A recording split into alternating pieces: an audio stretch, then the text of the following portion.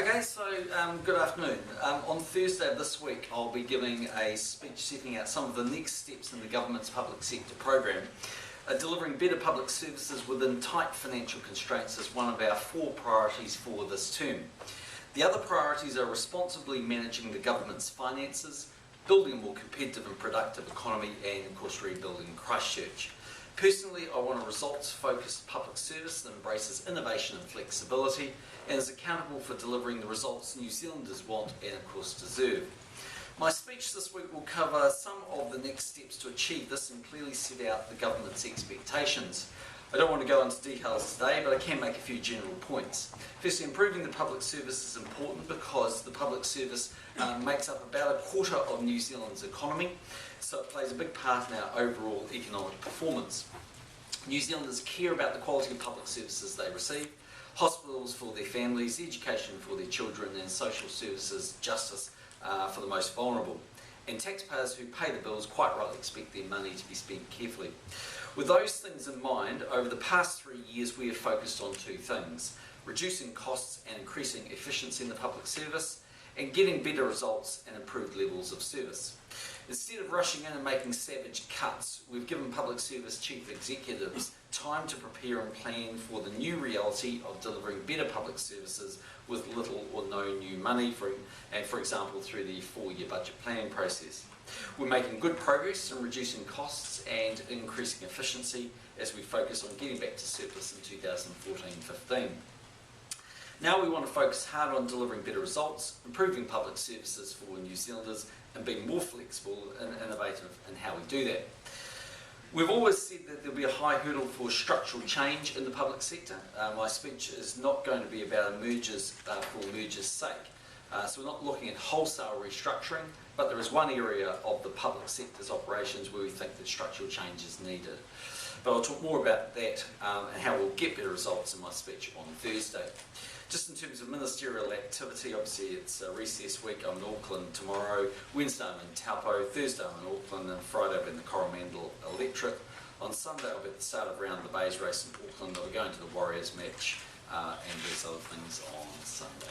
What's that area? Have to wait till Thursday. Is that the super ministry around economic development, science, innovation, labour and immigration? Well, I'm not going to rule that out, but I'm also not going to rule it in. Why would that be a better way of approaching that area? Well, I'm not going to go into the particular areas that we're looking at. What I'm saying in the speech on Thursday quite clearly is that the public have high expectations of the public service, that I don't think we should just have mergers for the sake of them. Where we've had mergers so far in areas like Ministry for Primary Industries, it's been very logical what we've done. There's one other particular area we want to focus on in terms of where we think gains can be made and synergies can be found, and I'll be in a position to talk more about that on Thursday. Do you think less money and fewer people means a better public service and better services? Well, I think we need to modernise the state service, and it's really important that we deliver on a number of things. Firstly, New Zealanders have high expectations of the results they get. So when we think of public services, some people think about how you apply for your passport. Actually, I think about whether your kids get a decent education, whether the justice system works for them. Secondly, a big driver of cost is headcount. And of course we're giving a lot of government departments no extra money. So where they're having to pay for wage rounds, that's leaving them effectively out of pocket and having to make savings in other areas. Thirdly, there are synergies to be gained when you share back offices, when you share support services. We've also been wanting to move resources from the back office to the front office. I think we've been quite successful about that. So, yes, the headcount has been falling in the state sector, I don't think dramatically, but it has been coming down. It's my expectation it will probably go a bit lower, but I'm not foreshadowing absolutely dramatic change, but I am foreshadowing sensible change. So I think it's been about 2,400 jobs lost since you guys took office. Do you expect a similar level of job losses over the next 3 years to reach your $1 billion target that we talked about last year? Well, the savings for the $1 billion will come not solely through a reduction in headcount, although that is a part of the cost savings that we will receive. There are other areas like procurement where we can save money, other things that we're doing, so we'll spell that out a bit more holistically. So how many jobs do you think will go across the sector? I don't know precisely. I can see some areas where there's going to be structural change, and I can see some areas where there's some savings going on, but really every government department is looking at... Hundreds or is it thousands? I mean, how do you how are we meant to get a handle on how big this is going to be? Well, as I said, it's not change for the sake of change, and it's not driven by a magic number. It's driven by a better result in a more affordable environment. You've already had pushback from MFAT, Ministry of Defence. Have you gone too hard and fast and maybe overreached in some of these changes? I don't think you'd actually say we've had tremendous pushback in defence. Yes, morale is arguably at a slightly lower level, but it's still from quite a high base. And actually, if you look at defence, one of the strong themes that came through when we did the Defence White Paper was they want more money to spend on different assets and in different areas. And so in the case of defence, yes, they're making savings, but they get to use all of those savings in other initiatives that they want to fund. So there may be some people who are unhappy, but I wouldn't necessarily describe the whole Defence Force as unhappy. In the case of MFAT, yes, it's slightly different there. Obviously, there's been some pushback, but the important point to note with MFAT is we are going through a consultation process. The Chief Executive is legally required to do that, and is legally required to take on board that feedback. And I imagine he will. Are you going to back away from some of your proposals around MFAT? Well, I think it's really important to understand that the Chief Executives, that is the responsibility of a neutral state sector. But I think he'll take on board the feedback, and I'd be amazed if he ends up delivering on all the things he's consulting on. I think there will be some change, but that's a matter for him. Where do you think that change might be? I don't want to foreshadow that today. I mean, he hasn't even finished the consultation process, but we value the Ministry of Foreign Affairs, but we are trying to modernise it. Are you concerned it was too aggressive by the Chief Executive and by the Minister, 305 odd jobs? It was too big, too soon? Well, firstly, it's clearly run by the Chief Executive. I mean, the State Sector Act is absolutely crystal clear in terms of whose obligations and responsibilities they are to reform the state sector. Are they too aggressive? Look, in some areas they might be a little bit aggressive, and you might have to step back away, I think. So there was no government direction to MFAT to find cost savings? This was completely off their own initiative? No, they need to find cost savings. That's not the directive. The directive is how you find those cost savings. We are the purchasing agent. So it's quite within the State Sector Act for a minister to give an indication of where the government's going. We've been doing that for quite some time, telling chief executives they need to live within their baseline. It's no different from us going to police and saying to the police commissioner, there'll be no extra money for this budget cycle, as we have said to the police commissioner. But it's for the police commissioner rightfully to identify where those savings might be found to fund the other cost increases that he faces within both police. You've just said that you didn't want to foreshadow areas where MFAT might draw back, but then saying it's totally up to them as a neutral chief executive. So are you aware of? Well, I'm well and truly aware of the feedback. I mean, anyone can see that. And there is an intranet site where MFAT employees are being encouraged to go out and give their feedback. I think the spouses of MFAT staff have released a letter today, an open letter today, as I understand it. I mean, I'd be absolutely amazed if the chief executive doesn't take that on board, because he has a legal obligation to do that. But there'll be no direction from the government. The government's the purchaser, and we want to see an efficient state Ministry of Foreign Affairs and Trade that works well. We want to see one that achieves the objective we've got, which is to reduce their costs and be modernised. How that's carried out is a matter for the chief executive. You said that some of the proposals might be too aggressive, in fact. What areas are you talking about? Well, I think somewhere around compensation are likely to be a bit aggressive. I mean, at the end of the day, there are genuine issues there. Spouses do accompany their partner more often than not on a foreign posting, and they don't always get the opportunity to take up employment in the locations they go to. So I think that's one area where he'll have a look. But as I say, I've had lots of anecdotal feedback to me as well. I'm sure that same feedback has been fed into the system. In the end, I'm sure John will go and work his way through all that and eventually come up with a set of proposals that he thinks fits what's required. Are you There's a concerned about there's a sense of the process to appoint a new Chief Executive Department of Labour has been suspended. Is that due to the proposed changes in terms of local earnings? No, I don't think so. I certainly haven't seen a new recommendation, but they worked their way through that. There's been one or two other recommendations, but they haven't got to that yet. There's been quite a lot of speculation around a super ministry around the economic development, immigration, labour. You said you didn't want to talk about that because it's not happening, but because you want to announce it on Wednesday. No, I'll just repeat what I said earlier, which is I'm not ruling anything in and I'm not ruling it out. I'm happy to talk about it on Thursday. If you want to speculate before then, I can't stop TV3 doing that. Isn't it a bit of a cop-out to say the responsibility lies on the how, relies with the chief executives, because they can only play with the cards that you deal them, and you're not giving them any more money. In fact, you're giving them effectively giving them cuts because they're getting no inflation-adjusted rises. No, and I encourage you to go and read the State Sector Act. It lays out quite clearly whose responsibilities they are and who is required to carry out any reforms that take place. I mean, if ministers are going to do that, then they'll very quickly find themselves in breach of the State Sector Act. It's quite clear the government has less money and is either asking some departments to live with less money or the same amount of money. That's absolutely within our prerogative. It's also within our prerogative as the purchaser to make it clear what our objectives are. But it's the responsibility of the chief executive to come up with that plan and to execute that plan. So when Mr McCully says that he didn't want to see any cuts at the UN, for instance, that's part of the government's definition of what its priorities are. That's his definition of as the purchaser of what he thinks is important. It's the responsibility, I would have thought, of any good chief executive to work with their minister and say, what are you trying to achieve and what are you trying to what do you see as a priority? That's why there's a briefing to the incoming minister. That's why ministers meet with chief executives on a weekly basis.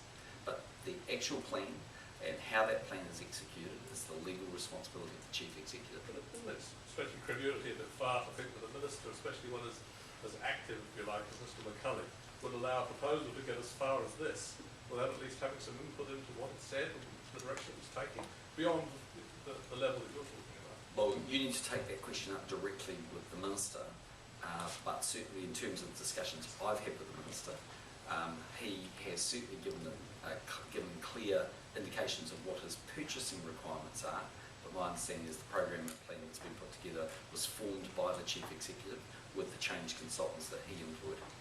Prime Minister, just changing the subject, just looking at the Investor Plus category for immigration with just 10 people, including Kim.com, coming in on that, are you happy that the way that scheme has been working? Has that been as effective as you would have liked? Well, it's more successful than the previous scheme was, and it's seeing, for the most part, people coming to New Zealand that are making a real contribution. And whether ultimately Kim.com has breached international law is not a matter for me to opine on. That's a matter for the US authorities who are taking that case. But in terms of the general category, actually having high net worth individuals coming to New Zealand, in my view, adds value. And you've seen that with Julian Robertson, you've seen it, I think you'll see it with James Cameron when he comes. And in fact, the Herald today ran, I thought, quite an interesting piece on the number of high net worth individuals that are coming and what they're doing in New Zealand. What about the fact that most of them have just invested the $10 million and no more? Effectively, they've just stopped once they've done enough to come in on the category. Well, I think it's a very narrow definition of what they're actually doing. So they might invest that in their bonds or whatever it might be, but in fact their overall activities are usually significantly greater than that. So that goes with the fact that lots of them have invested 77% of the money in bonds, very passive form. They do, but they more often go off and do a great many other things. I mean, look, it's not for me to go into the individual activities of a person, but if you take Peter Thiel, for instance, from Facebook, who's spent some time in New Zealand, it's very well known. He made a significant donation to Christchurch. He's been undertaking a number of, as I understand it, private investments in different activities. He's doing quite a lot of things in New Zealand. I mean, he's just one example of many high net worth individuals who, I don't know where he might be investing $10 million in terms of that scheme, but his overall activities in New Zealand are reasonably significant. So Peter Thiel came in under this category? I don't know, but he's that type of person. Yeah. So probably the gains are beyond what they... Well, that's my view.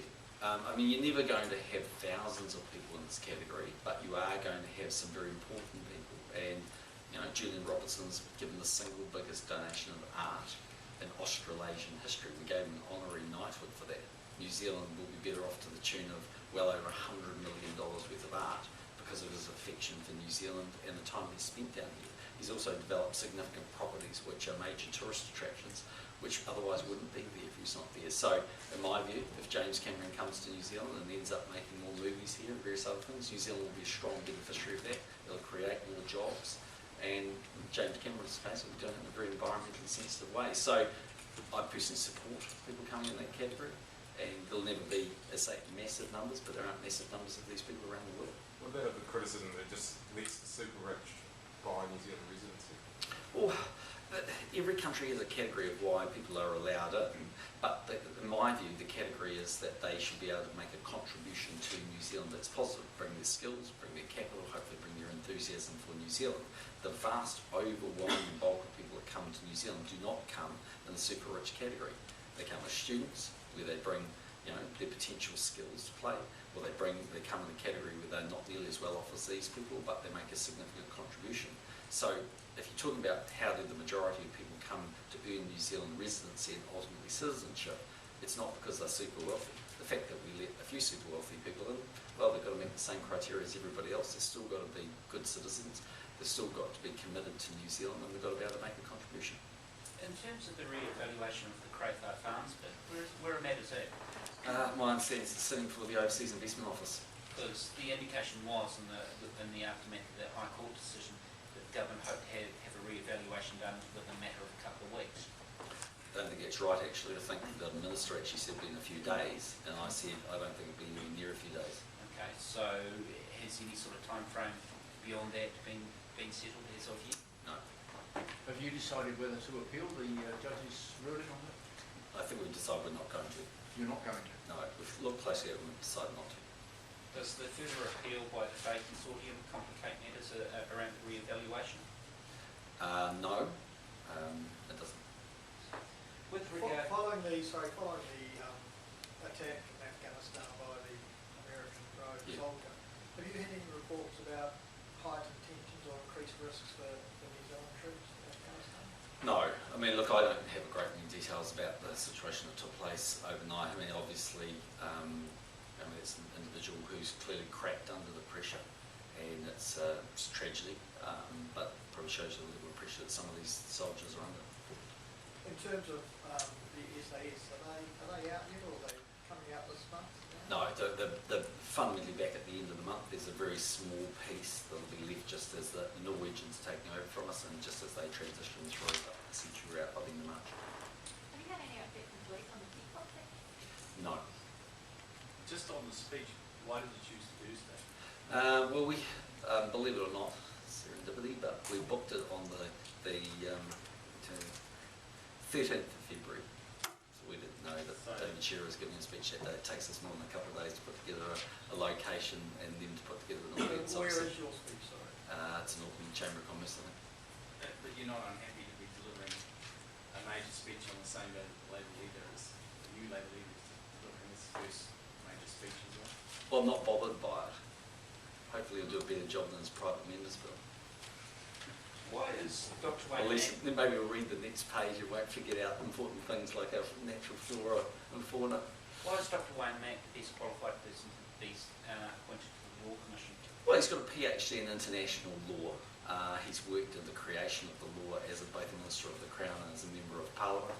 He's had a distinguished career as a lawyer, and I think he fits all of the criteria. The recommendation came from the Minister, but I was more than happy to support it. Why wasn't he measured against other candidates, given that 6 names were mentioned in Europe last year, but not reconsidered in January of this year? Well, I think he was considered. I mean, at the end of the day, the government always considers all of the potential nominations that it has. Doesn't mean it needs to do further investigation if it thinks there's one standout appointment. Those other names, according to the papers released by Judith Collins, they weren't rechecked for availability. It was just Dr. Mack's name that was put forward, which has led to your political opponents leaving the accusation of a cronyism appointment. Well, I assume they didn't make the same criticisms when Geoffrey Palmer was appointed. Just because it wasn't right then, does that make it right now? Well, I didn't say Geoffrey Palmer wasn't right, actually. So you're satisfied that proper process has been followed in Dr. Mack's appointment? Absolutely. Okay, see you Thursday.